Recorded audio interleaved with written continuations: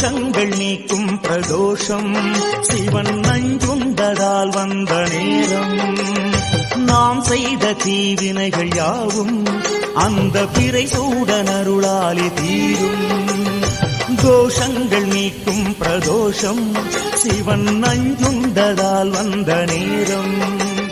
நாம் செய்த தீவினைகள் யாவும் அந்த பிறை சூடன் அருளாலே தீரும்.